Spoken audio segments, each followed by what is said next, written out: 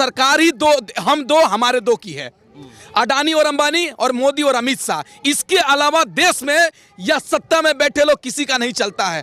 और आप बात कर रहे हैं एक देश एक मंडी एक संविधान एक चुनाव। अरे यार, गरीब के लिए अलग शिक्षा व्यवस्था है और अमीर के लिए अलग शिक्षा व्यवस्था है। गरीब गरीबी में मरते जा रहा है और अमीर ऊपर जाते जा रहा है, तो कैसे एक देश और एक मंडी बेहतर है? अरे आप बताइए, जब वही हरसिमरत कौर जी जो फूड मिनिस्ट्री में थी, उन्होंने आखिर इस्तीफा क्यों दे दिया? अगर ये बिल अच्छा होता तो कोई भी व्यक्ति उतने संवैधानिक पद पे बैठकर और उससे इस्तीफा नहीं पूछना चाहता हूँ, कई बार वो केमिस्ट्री गलत दे देगा, आदमी मरेगा ना। और आप बात करते इतने अच्छे काम कर दिए, आपने रोटी खिला दी, आपने पानी पिला दिया और पूरे परिवार की आपने सेवा कर दी, 10 काम अच्छे कर दिए और रात को गला दबा के मार दोगे आप?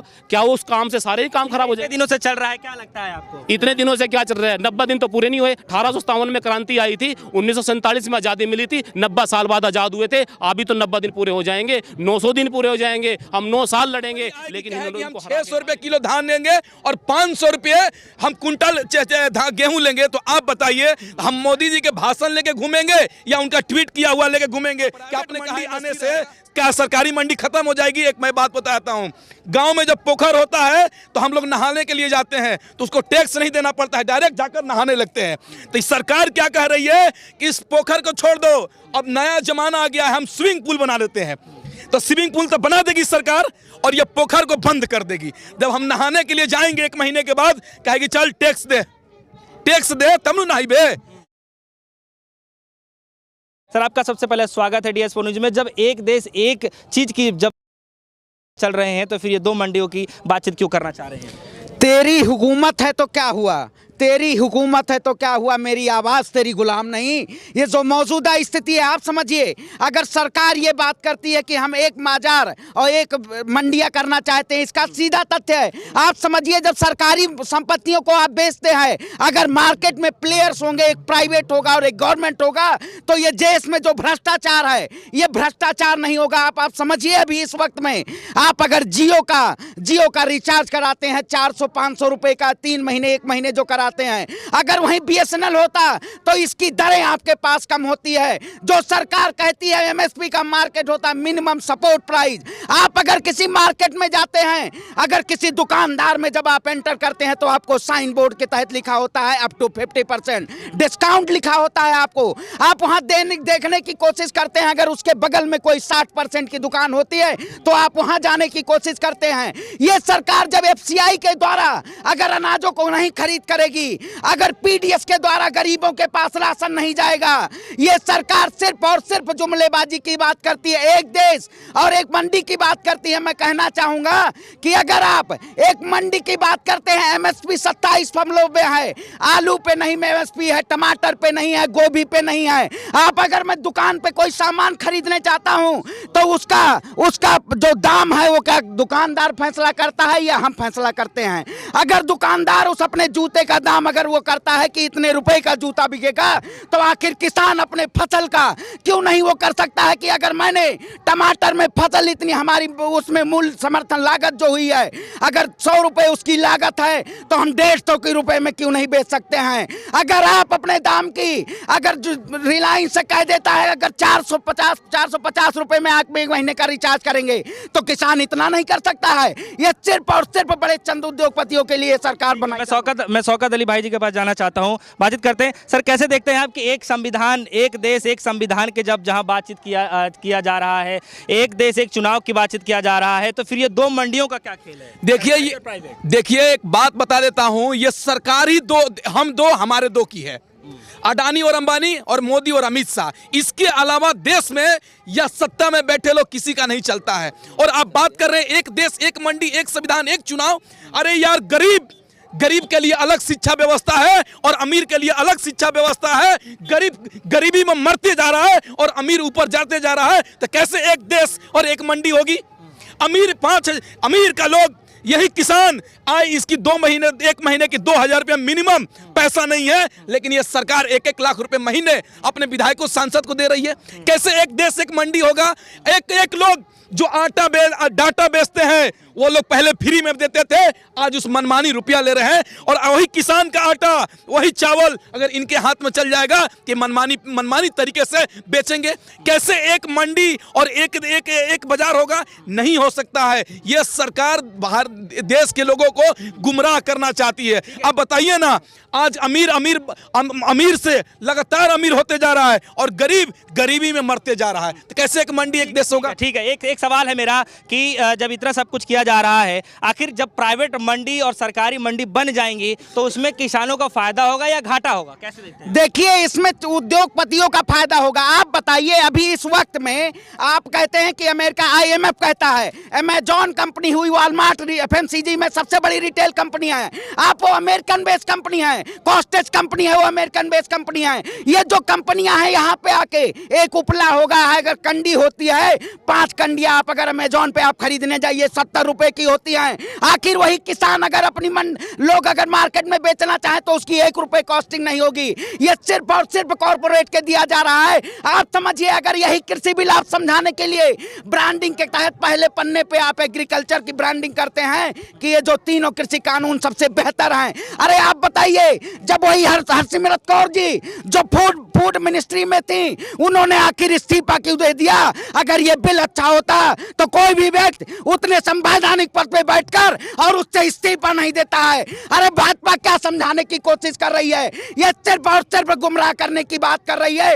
ये जो मार्केटिंग किया जा रहा है इस मौजूदा सरकार में, ये गरीबों को सिर्फ और सिर्फ मोहरा बना रही है सरकार। अच्छा, एक सवाल है मेरा कि बार बार जो है आप लोग कह रहे हैं MSP को लेकर के बड़ी समस्या हो रही है, MSP सरकार देना नहीं चाहती है। उधर प्रधानमंत्री मोदी जी है, उनके जितने भी नेता है बार बार ये आश्वासन दे रहे हैं कि MSP ना कभी जाएगी ना कभी खत्म होगी, इस तरीके से बताए जा रहे हैं। तो कह रहे हैं जब उनके बिल में MSP कोई जिक्र ही नहीं है तो फिर परेशान क्यों है किसान? एक बात बता देता हूं मैं, अगर मान लीजिए कि MSP 1 साल के बाद नहीं रहेगा, सरकार MSP तय करेगी 1800 रुपये धान बिकेगा, 1500 रुपये गेहूं बिकेगा।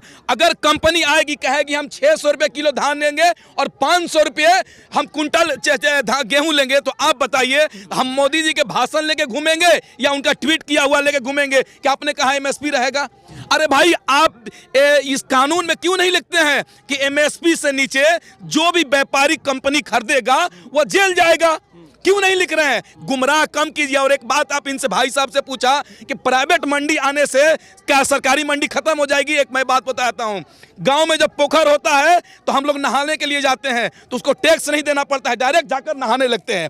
तो इस सरकार क्या कह रही है कि इस पोखर को छोड़ दो, अब नया जमाना आ गया है, हम स्विमिंग पूल बना देते हैं। तो स्विमिंग पूल तो बना देगी सरकार और ये पोखर को बंद कर देगी। जब हम नहाने के लिए जाएंगे 1 महीने के बाद कहेगी चल टैक्स दे तब न नहाइबे। तब सरकार हमसे टैक्स मांगेगी और हम कहेंगे करी यार मेरा पोखरा भी चल गया, हम फ्री में नहा लेते थे। वही ये प्राइवेट मंडी है। सरकारी मंडी खत्म हो जाएगी तो इसके जो साथी है, पार्टनर है, आएंगे और किसानों से कहेंगे 600 रुपये किलो कुंटल धान लेंगे, 500 रुपये गेहूं लेंगे, देना है तो दो, नहीं तो जाओ। अब बताइए, जब मंडी खत्म हो जाएगी तो हम कहां बेचने जाएंगे? इसी की लड़ाई है मेरे भाई साहब। इसलिए इस देश में लगातार किसानों को गुमराह किया जा रहा है। MSP था, है, रहेगा। तो मैं एक बात बताता हूं, मोदी जी जो बयान देते हैं निश्चित रूप से उसका उल्टा होता है। इसलिए MSP ना था, है, नहीं है, नहीं रहेगा। समझिए, मेरा आपसे सवाल है कि प्रधानमंत्री मोदी जी जो है राष्ट्रपति का अभिभाषण के बाद जो है संबोधित कर रहे थे, विपक्ष पे भी तंज कस रहे थे, वो किसानों की बात ना करते हुए घुमा करके बोल रहे हैं, कह रहे हैं उधर से कि है किसान भाई बार बार पूछ रहे हैं कि जब हमने ये चीज़ मांगा ही नहीं तो क्यों दिया जा रहा है। उनका ये कहना है कि धारा 370 भी किसी ने नहीं मांगा था, हमने दिया। बाल विवाह को भी किसी ने वो नहीं किया था, हमने किया। ट्रिपल तलाक को लेकर के काउंटिंग करा रहे हैं। तो आखिर किसान आंदोलन में ये सब मुद्दे लाने का क्या मतलब बनता है? देखिए, किसान आंदोलन में आपने सही कहा, वो बोले हैं हमारा देश याचक नहीं है, तो याचक नहीं है अगर ये किसान 75 दिन से रण के लिए बैठा हुआ है, अपने फायदे के लिए, अपने कानून के लिए बैठा हुआ है। आप याचना की बात करते हैं। अरे संसद भवन किसने आखिर मांगा था? आप अपने नाम के लिए संसद भवन। अगर एक व्यक्ति टैक्स पेयर, इतने लोग हैं हिंदुस्तान में, सबसे ज्यादा जो GDP हमारी ग्रोथ है एग्रीकल्चर से आती है, अरे उस किसान की बात नहीं करते हैं आप जो कोरोना लॉकडाउन में इस देश उस समय त्रासदी से जुड़ रहा था। इसी किसान ने उस समय इसी अनाज से और इस देश का उपज में जो देशों को ले पेट भरते थे। ये सरकार सिर्फ और याचना की बात करती है कि आपने मांगा नहीं था हमने दे दिया, कोई मांगने नहीं जाता है सरकार से। लेकिन ये भी मैं कहता चाहता हूं, जब चुनाव आता है तो प्रचार में ही आप हित में होता है वो हम करते हैं। आपको केवल बुलाया नहीं जाता चुनाव प्रचार में। आप इतने बड़े प्रधान संवैधानिक पद पर बैठे हुए हैं, गृह मंत्री जी का बंगाल दौरा होता है, प्रधानमंत्री जी बंगाल पहुंचेंगे, 15 दिन में 2 बार उनका बंगाल का दौरा हो गया। गैस की एजेंसी बंगाल दौरे पे चले जाते हैं क्योंकि वहां चुनाव है। अरे दाढ़ी लगाने से कोई रविंद्रनाथ टैगोर नहीं बनता है। अगर जहां की बात, जब बिहार की बात होती है तो आप लिट्टा चिखोआ खाने का काम करते हैं। बंगाल की बात होती है, अरे भाषणजीवी लोग हैं, हम श्रमजीवी लोग हैं। और श्रमजीवी जो व्यक्ति होता है, जो श्रम अपनी मेहनत के रास्ते पर चलता है, उसको कभी कहीं नहीं झुका सकता है। क्योंकि हमारे अंदर अगर ताकत होगी तो ये सरकार जरूर हिलेगी। और एक युवा की आवाज, हमारे बुजुर्गों की आवाज है ये।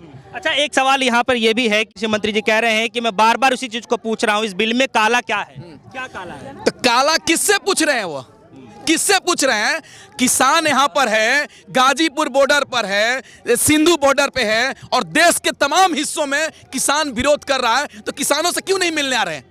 क्यों नहीं मिलने आ रहे हैं? और दूसरी बात कह रहे हैं काला क्या है? ये कानून पूरे तरीके से काला है। मैं एक छोटा एग्जांपल देकर तीनों के कृषि कानून के बारे में बताता हूं। वो कह रहे काला क्या है? अब बताइए, पहले ये सरकार कहती थी काला बाजारी करना और अवैध रूप से भंडारण करना ये गैर कानूनी अपराध है। लेकिन ये सरकार इस कानून में कह रही है कि आपके पास जितना पैसा है आप उतना भंडारण कर सकते हैं। किसानों से कहने का मतलब है किसान से अनाज खरीद लेंगे 4 रुपए किलो, 400 रुपए कुंटल और भंडारण कर देंगे। और 2 महीने के बाद, 1 महीना के बाद मार्केट में हल्ला करेंगे, चावल खत्म हो गया, आटा खत्म हो गया, और उसके बाद 100 रुपए किलो बेचेंगे।